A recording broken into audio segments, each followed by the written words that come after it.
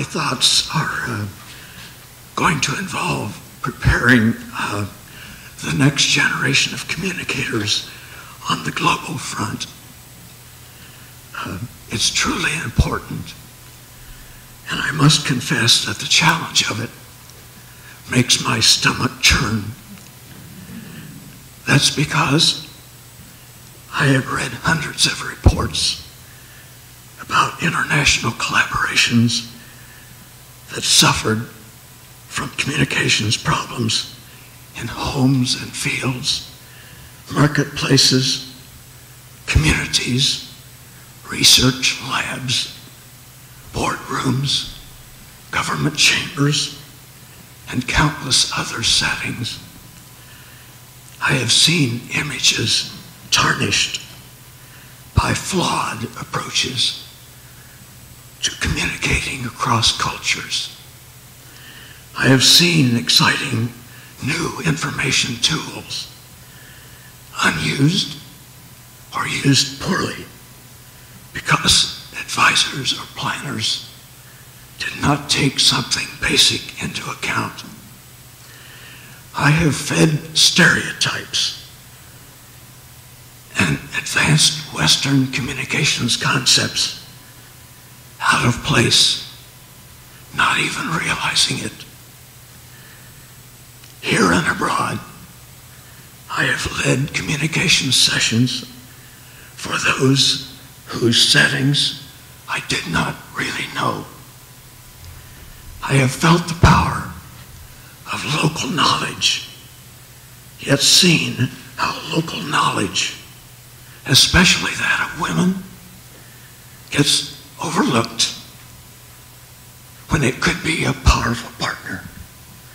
How can we help the next generation prepare to communicate effectively across such a wide variety of settings and audiences globally? How can we help them prepare to communicate well for the many purposes they may serve during their careers as media professionals, agricultural marketers, organizational leaders, educators, extension workers, government and NGO communicators, policymakers, and others. And on the home front, how can we help them prepare to communicate the global food and agriculture enterprise to Americans, urban and rural? I will offer 5 action steps for those who teach agricultural journalism and communications, and for all who work with firms and organizations to communicate effectively in global arenas. And you'll hear some echoes here from our discussions earlier today. My first suggestion relates to a thought by Ralph Waldo Emerson. What lies behind us and what lies before us are small matters compared to what lies within us. For communicating, let's think more intercultural than international. The concept of international can work well in settings such as agriculture, commerce, and information systems. In human communicating, however, we are talking about more than nations, places, and things. We are talking about social matters, cultural roots, perspectives, and values. This means that simply being in a place, even working there, guarantees nothing in terms of grasping the essence of either the place or the persons there. This means understanding and respecting cultures different from ours. It means that our international journey begins here and it begins within us. In short, it means starting with our mindsets. Second, I suggest we set goals, personal and organizational, for recognizing the ingredients of culture and taking them seriously.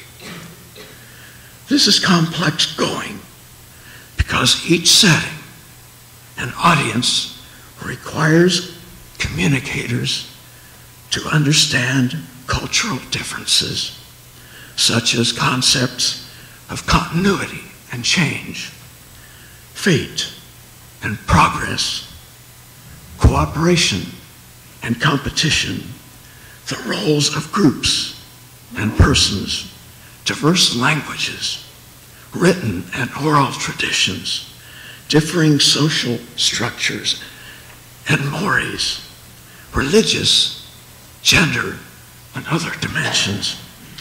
Cultural ingredients can drive the success or failure of efforts to communicate. We need to understand them better and respect the power and the purpose of them.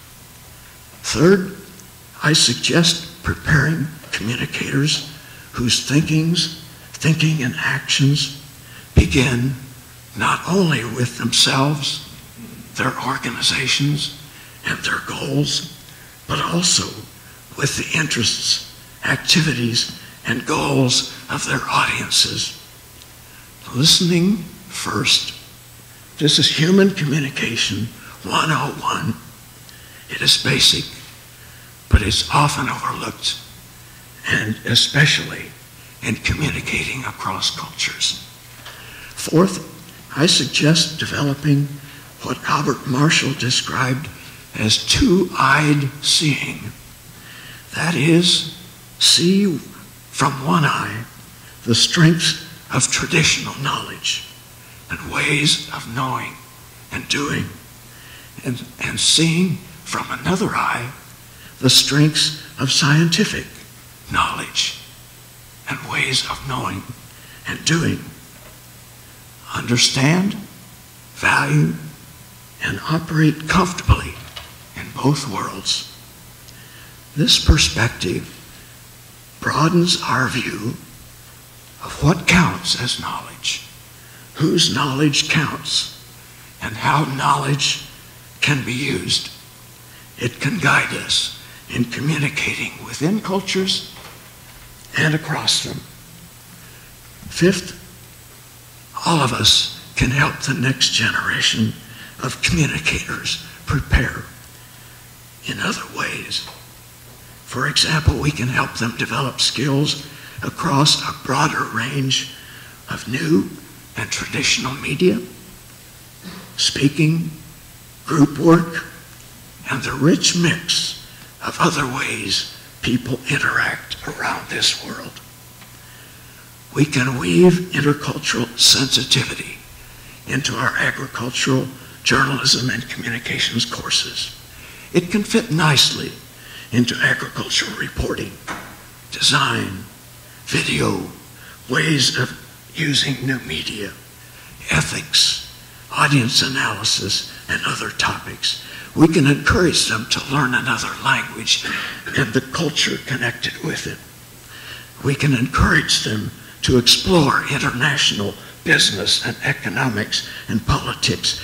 We can help them get intercultural experience beyond the classroom, connecting with others in ways that open eyes and touch hearts and break through cultural cocoons. This is not a vacation scene.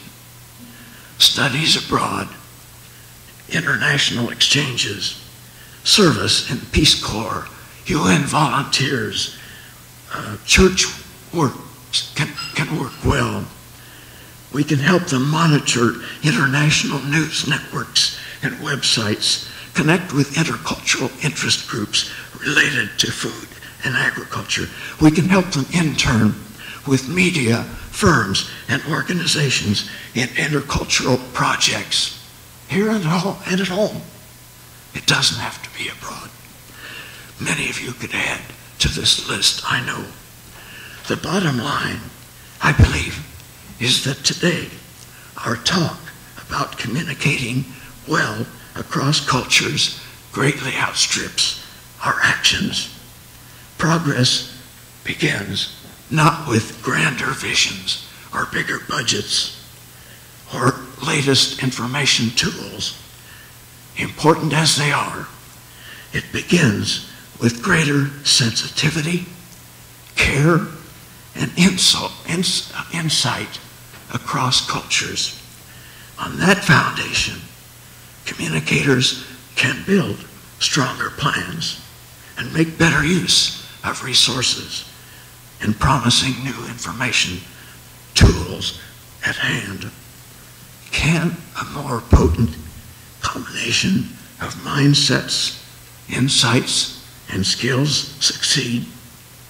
Can it help prepare a next generation of leaders able to communicate effectively about food and agriculture in a world that seems more complex every day?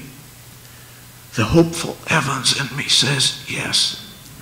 And maybe someday my stomach can stop churning. Thank you.